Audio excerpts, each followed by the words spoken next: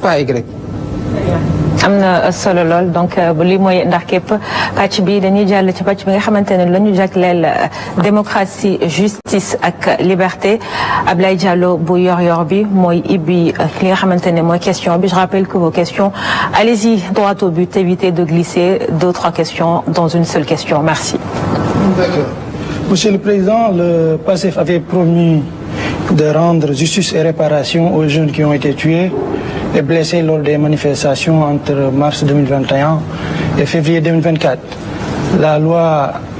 interprétative de la loi d'amnistie a été adoptée par l'Assemblée un an après votre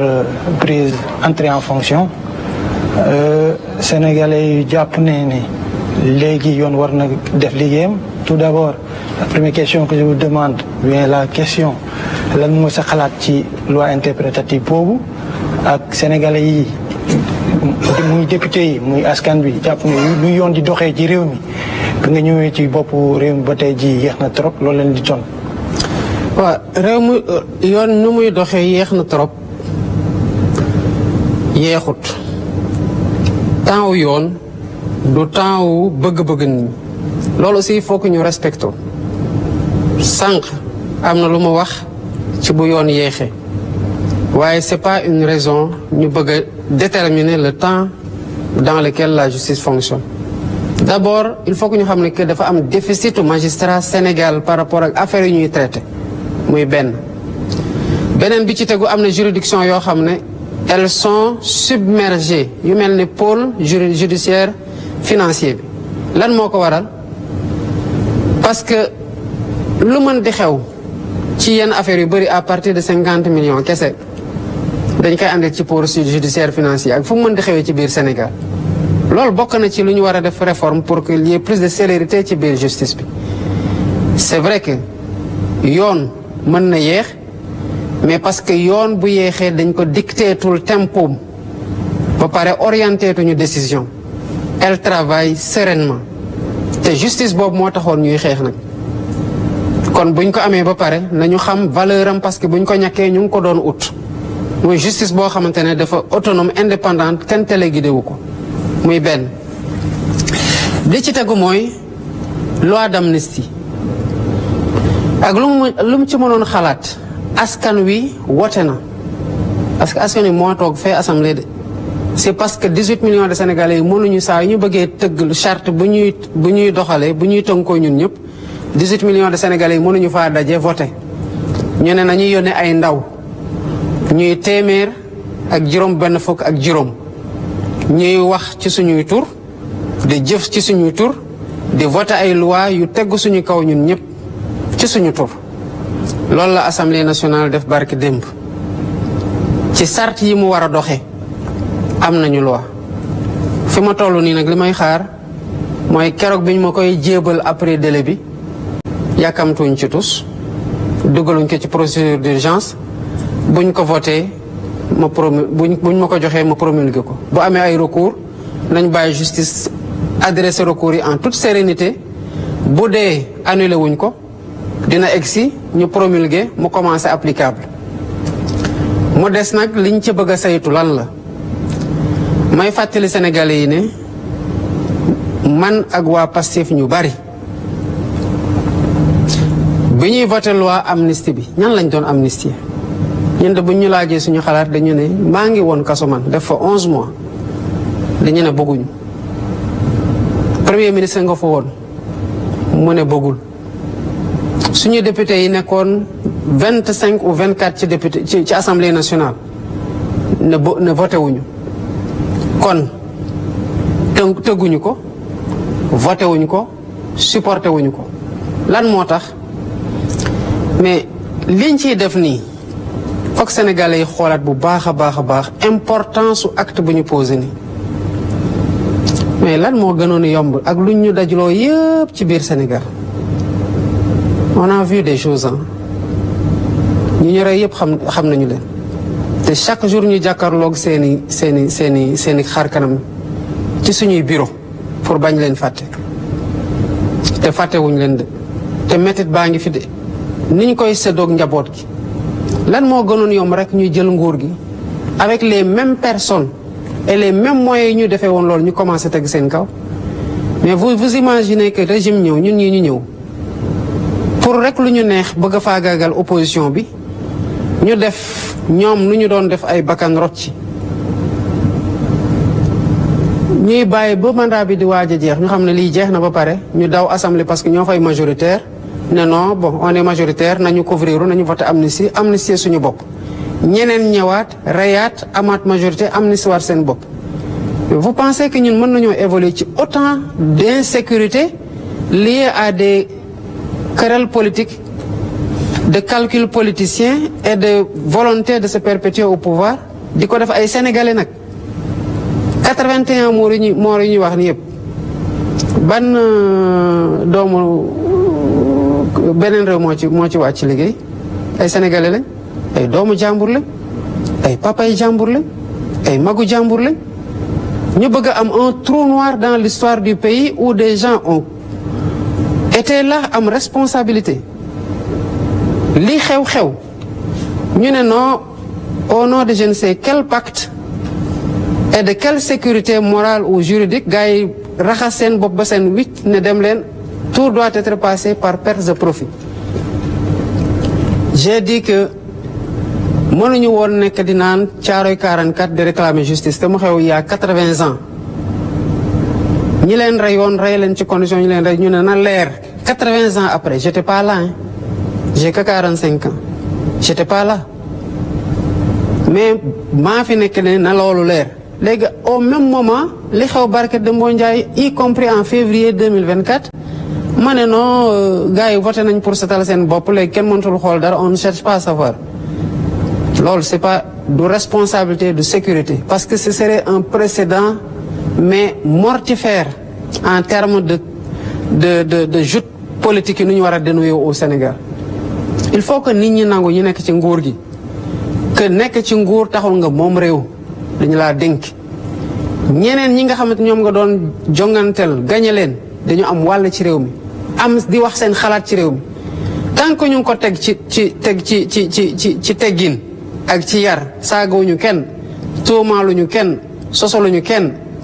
mais dara waru leen ci fekk parce que waroo alal la divergence diversité la diversité richesse la moo tax la loi du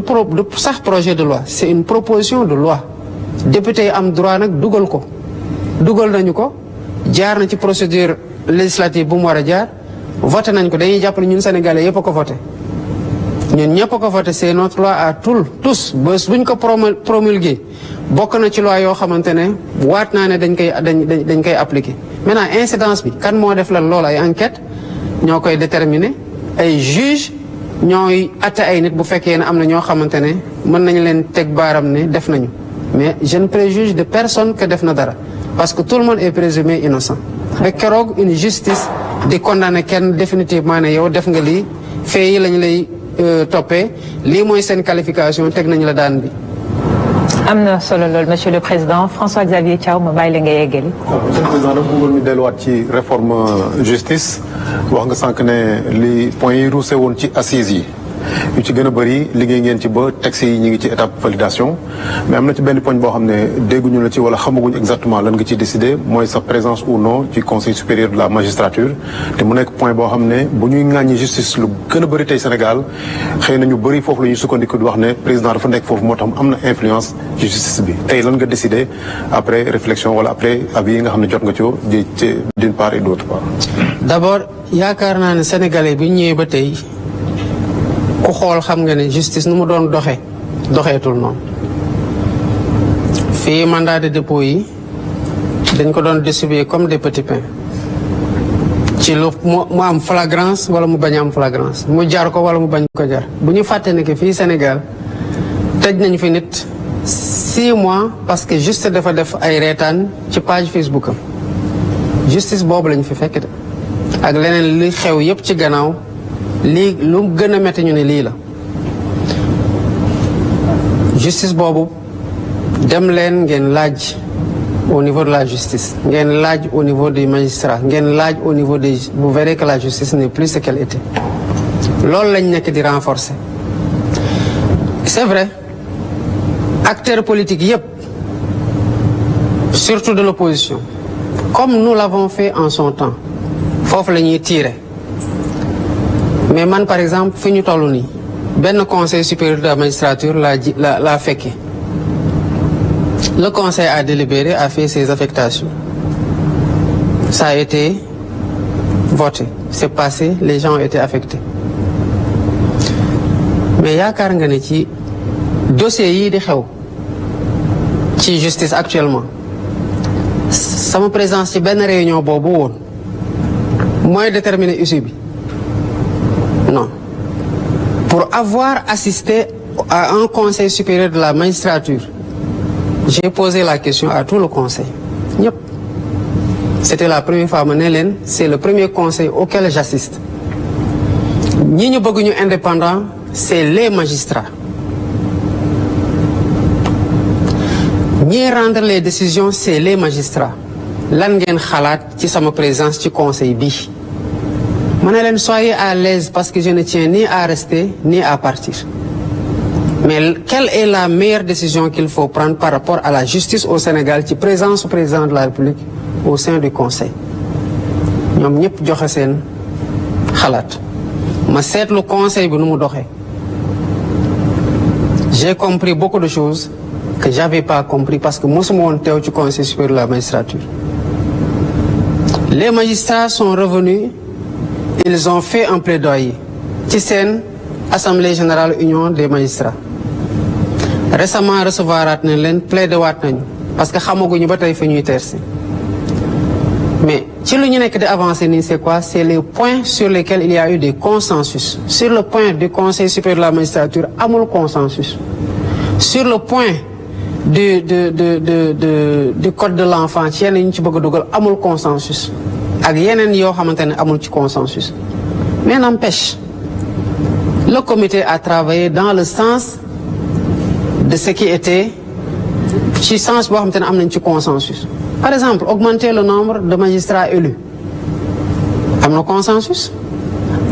am secrétariat permanent du conseil am na consensus. Pour fexe ba magistrats yi décider ci seen carrière collègues yi xam carrière ñu ñuy décider ñan lañu am na consensus. ci naka la ñuy élire mais les gens sont en train de travailler sur ça parce que mënuñu figer sur ma personne kese. Je partirai un jour, quelqu'un d'autre viendra. Mais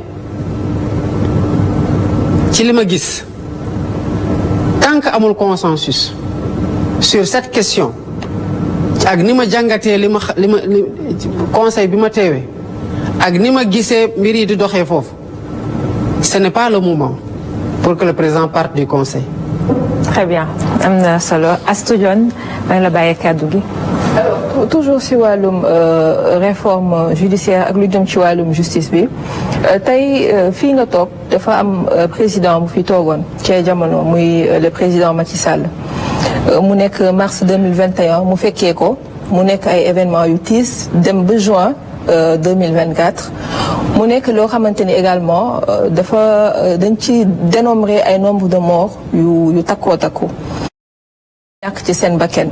am ci également ñoo xamante ni gaañu nañ ci ñii perdre nañ seen ay biens mais boobu moom mi ngi woon ci bopp réew mi comme tey ni nga nekkee ci bopp réew mi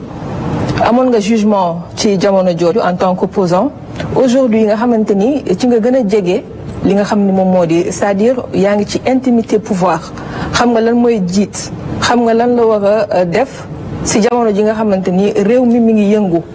à sa place à l'époque jan xeetu décision nga doon jël surtout ci wàllum justice boo nekkoon ci place am si jamono ji nga xamante ni dëkk bi yëngu woon na ba tey ñu voté loi boo xamante ni daanaka dafay delluwaat ci loolu nga xam ni ça a touché toute la mémoire collective. mais su ma nekkoon ci place am dëkk bi di yëngu parce que dama ut faagaagal kenn koo xam ne mu ngi dox pour jël nguur damay jàpp ne bu jëlee nguur askan wi ko bëgg a jox nguur. J'organise la compétition d'une façon loyale et transparente. Sénégalais yi tànn ku leen neex malgré lu ñu def yëpp mais jógeewul foofu rek baal ma président dafa jógee depuis mars 2021. mars 2021 du woon contexte politique mais plutôt l'actuel premier ministre qui a été accusé. mais c'est justement ça mais accusation yooyu mooy li may wax c'était pour faagaagal adversaire politique parce que ñëpp xamoon nañu accusation yooyu comment elles étaient ñëpp xamoon nañu ko. D'ailleurs sénégalais yi bañoon ci d'accord moo tax ñu génnoon yaakaar nga ne sénégalais yi bu ñu amoon conviction que culpabilité bi c'est établi dinañ génn di xeex ba li xew-xew non parce que dafa amoon justement commencé wul foofu dañu faagaagal opposant faagaagalaat opposant song benn opposant am luñ ko tuumal ku ci nekk dafa am lu ñu la chargé sénégalais yi jóg li xew-xew bu doon man maa nekkoon place am justement loolu du xew te nekk ci intimité pouvoir moo tax ma xam ne en fait man sama bopp def maa doy ci jàngat man sama gëm-gëm mooy yàlla mooy joxe nguur pas ay pexe nit nag sabablu moom nit kuy ut foog nga sabablu yàlla ñu mu yónni sax dañoo lott ci joxe message am te mu seetaan leen mais nguur yàllaa koy joxe te dama la ci yokkal wax la ne nag gis nga bu la ko dee jox boo bëggee di nga ko nekk boo bëggul di nga ko nekk man loolu mooy sama conviction profonde spirituellement parlant à partir de ce moment faagaagal nit pour tere ko mu jot ci nguur amul sax njëriñ ni sens ci man parce que bu dee yàlla dogal na ko day am te mënoo def dara ba mu bañ a am te malgré li nit ñi def yépp mais li yàlla namoon am na ñi bëggoon toog tax ñu fitnaal ñëpp rey désacraliser tout déprotéger tout ñu nekk dans une situation où des éléments en gourdin défilent aux côtés des forces de l'ordre qui sont censées assurer l'ordre ñu di leen xool ñii yor ay fusil à pompe di tirer ci ay kii ñii yor ay kalachnikov yor ay numéro 9 ak yu kenn xamul loolu yëpp xew fi loolu yëpp xew na fi mais malgré tout est-ce que ñi doon def yooyu yëpp demuñu bi sénégalais yi bu leen sénégalais yi bëggatu leen yóbbu nañu leen donc loolu yëpp yi xewoon avant lu mu doon ñàkk la ñu bàyyi sénégalais yi ñu tànn sachant que sénégalais yi sax mënuñoo tànn lu gën ci volonté wu yàlla moo tax ma ne la bu doon man du ma nekk ci période émeute am na maa ngi ci intimité nguur ñu ngi en temps de paix j'ai la majorité à l'Assemblée je peux faire passer ce que je veux en termes de réforme tant que le camp de Pastef mi nekk majoritaire moom mooy soutenir mais malgré tout man maa def ay termes de référence ne kaay leen ñu waxtaanee lépp ci système politique bi yépp ban organe moo koy tëgg naka la ñuy voter lan mooy nekk ci code électoral bi lan mooy nekk ci leneen ak leneen ak leneen le statut de l'opposition et de son chef tout naka la ñuy constituer parti politique yi je n'ai pas de sujet tabou sur la question et mieux je dis aux autres bu dee dafa am lu ñu war a waxtaanee te xalaatuma ko ci terme de référence yi yokk leen ko lan moo tax may def loolu parce que j'ai tiré les leçons de man li ma fekke xam ne jàmm loo ko jëndee ni nga dem uti jiwaat ko xam ne que développement mënul am dans un environnement de tension et d'instabilité nekk ci intimité nguur am responsabilité wu assurer la sérénité la sécurité la stabilité et la paix sociale justement loolu moo tax may woote dialogue en temps de paix je l'ai encore dit balaa dara di xew les dialogues ne doivent pas servir à corriger des choses qu'on aurait pu anticiper en termes de conflit parce que après tout le mal est déjà fait ñi gaañu dootuñ ñëwaat ñi dagg seen loxo dootuñ ñëwaat ñi ci ñàkk seen liggéey parce que fu ñu doon liggéey dafa yàqu dootuñ ñëwaat mën am dootuñ amaat seen liggéey et cetera et cetera et cetera donc je ne peux pas tëb rek dugg dans un environnement de tension de restauration de l'ordre public ne lii laa doon def non avec des si mais on peut refaire tout le monde mais je préfère me mettre dans un si qui ne crée pas cette situation de tensionnelle et rester dans un si qui garantisse la paix, la sécurité et une compétition saine et loyale entre les acteurs où le peuple choisit librement ses dirigeants, ñu respecte son choix xaar beneen échéance. Très bien, Monsieur le Président. Pour clore chapitre bi damay jox Maïmouna Ndour Faye mu poser dernière question bi. Merci beaucoup, Monsieur le Président. Da nga ñëw toog rek nga def assise de la justice pour mettre en exergue les faiblesses structurelles et fonctionnelles de la justice. Li tax nag ngeen yàqamti woon loolu ñu bari jàpp nañ ne da ngeen expérimenter durement les travers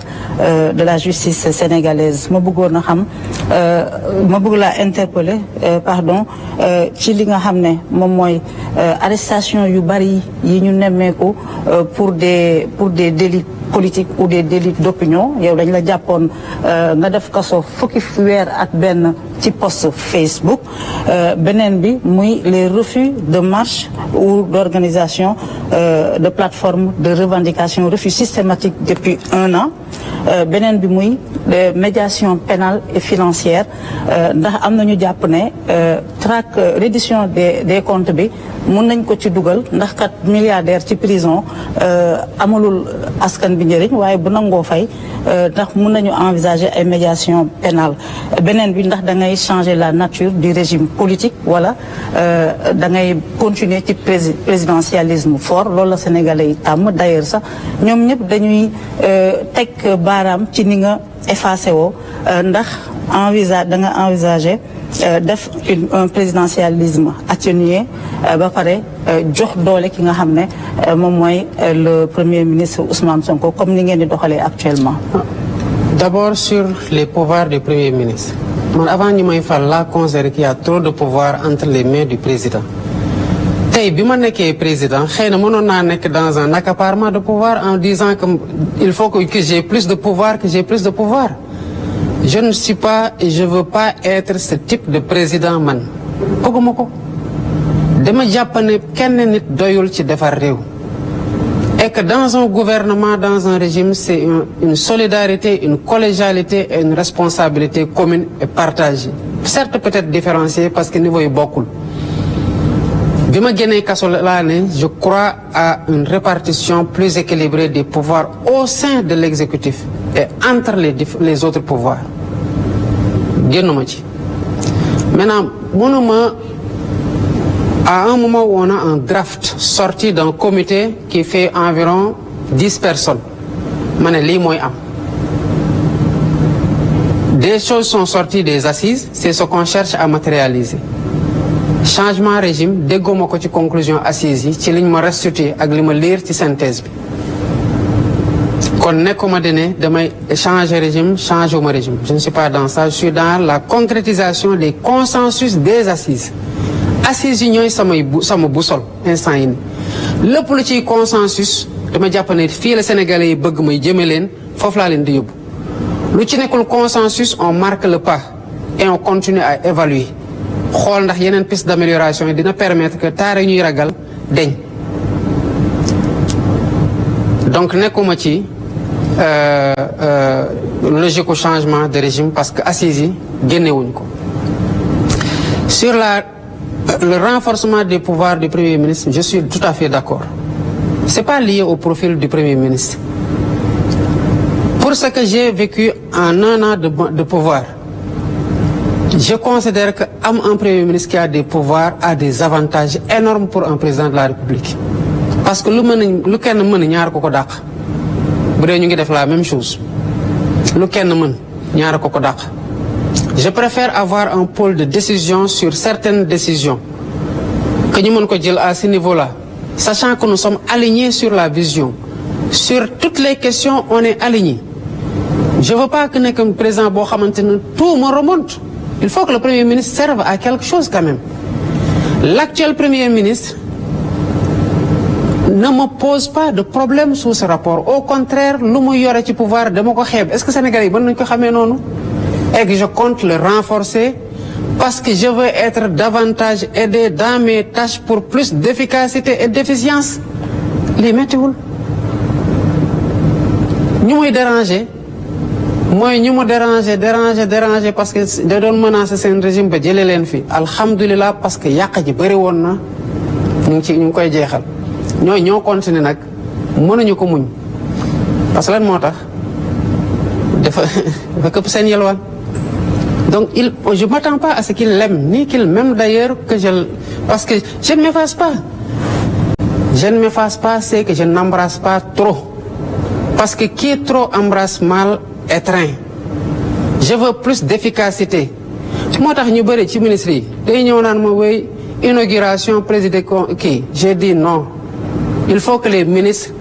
retrouver seen stature de ministre dem def yeneen inauguration bi ko mu am valeur. Sénégal c'est comme ça que ça se passe. Jamono moo fi ñëw on a eu un président qui mettait sa main dans tout et les gens l'interpellaient directement loolu kañ la fi am. C'est à partir de 2000 on interpelle directement le président de la République nangam alors que la solution boo ci interpeller président bu le président dalalee tamit da ngay mujjee au niveau opérationnel pour que ce soit réglé. Je veux des DG forts, je veux des ministres forts, je veux un premier ministre super fort. C'est ce que je veux. Sur la réforme loolu la. Sur les arrestations mais yow bu dee tey de mooy arrestation yu bëri xanaa ne koo fi woon en 2024 2021 2022 2023 ba 2024 ne koo fi woon de man maa ngi woon kaso de. Je savais que ce qu'il y avait là-bas par chambre ñu nekkoon Rebeuss toog 15 jours mënuñoo tëdd di taxaw ñu bëri amee fa sciatique ak leneen j'étais là. Les arrestations yi fi am lan moo tax ñu arrêté leen ñu bëri ils ont été convoqués te malheureusement xam nga lan mooy problème bi day xew c'est arrivé ici fii ça c'est la salle du conseil des ministres à l'heure de posement PM fee la ñuy toog pour xool yenn dossiers ma ne ko mais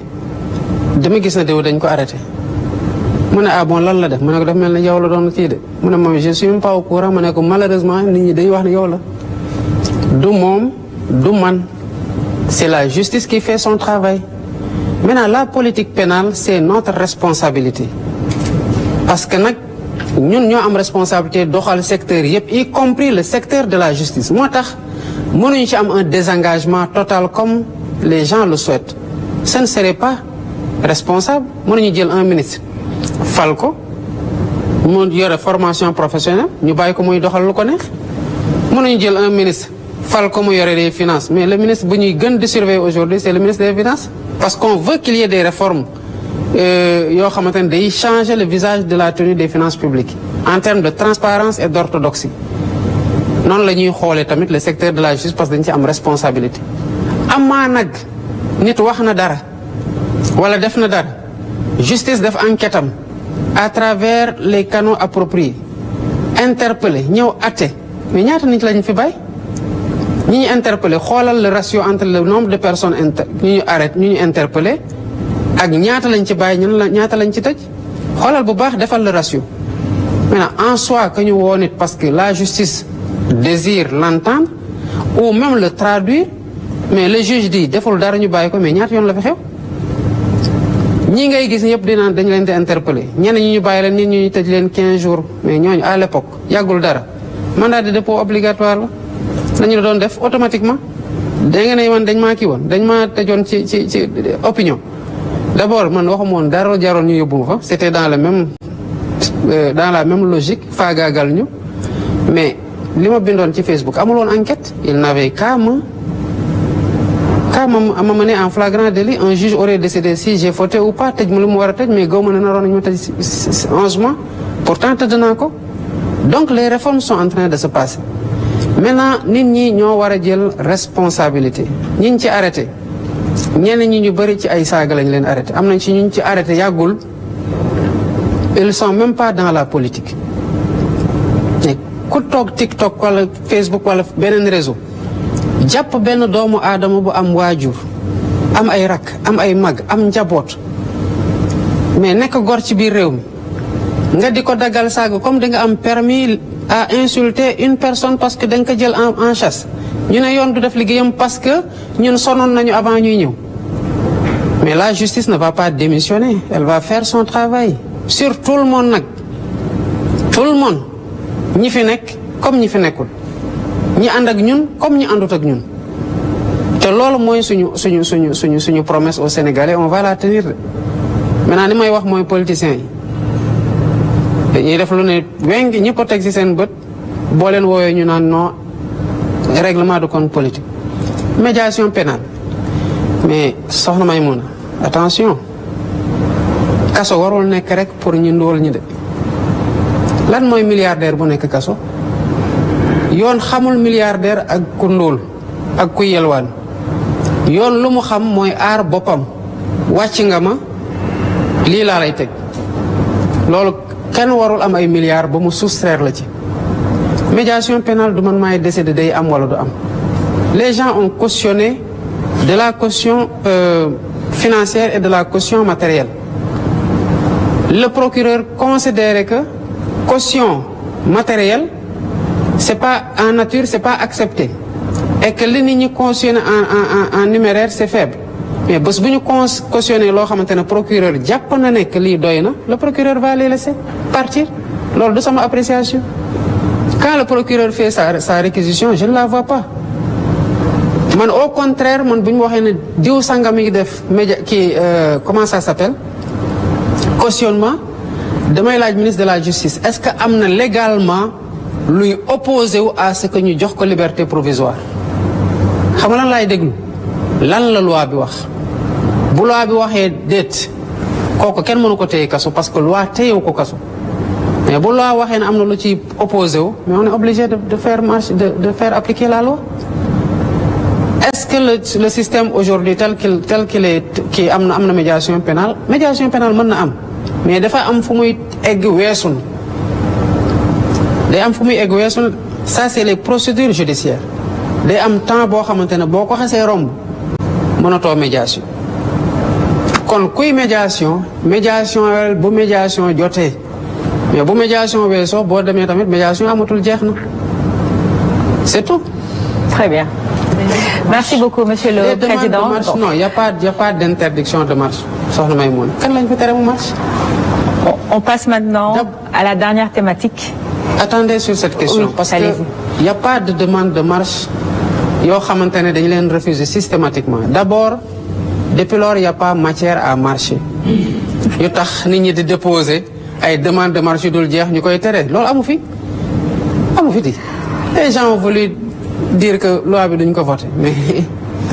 Assemblée nationale foog mu def liggéeyam les gens s'ils veulent marcher le macadam est là mën nañ marcher. Très bien. On termine avec le dernier volet géopolitique avec démocratie. Sidi Diop du Soleil, vous ouvrez le bal, mais s'il vous plaît, chers collègues, on a 10 minutes pour terminer. Allons droit au but.